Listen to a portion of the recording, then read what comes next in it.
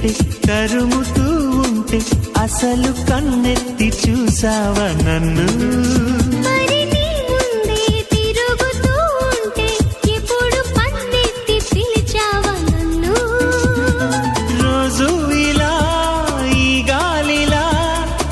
చెవిని తాకేది నేనేగా